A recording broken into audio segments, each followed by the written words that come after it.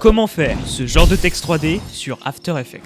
Tout d'abord, vous allez cliquer sur Nouvelle composition et choisir le fond que vous avez envie d'avoir. Puis on va faire clic droit, Nouveau, Texte. On écrit ce qu'on veut dessus, puis on va passer notre texte en 3D. Puis on va aller dans Options de géométrie et augmenter notre profondeur d'extrusion. C'est ce qui va en fait permettre à notre texte d'avoir de la profondeur et donc de ressentir cet effet de 3D. Ensuite, on va ajouter deux lights, une devant et une derrière, histoire d'éclairer notre texte. Étant donné que ça fonctionne en 3D, on aura besoin de ces lumières. Puis vous allez changer avec la couleur de votre choix, ça peut être une couleur unie, mais dans mon cas, je préfère plus faire un dégradé de couleur. Le problème, c'est que vu que c'est en 3D, il faut d'abord créer un solide et lui appliquer l'effet.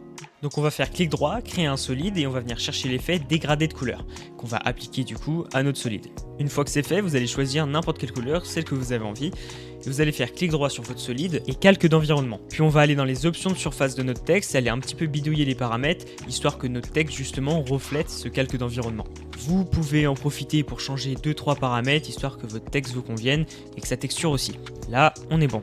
On va maintenant sélectionner notre texte, cliquer sur l'outil plume, essayer de faire une sorte d'arc de cercle avec cet outil, puis on va rester appuyé sur Alt pour arrondir tout ça.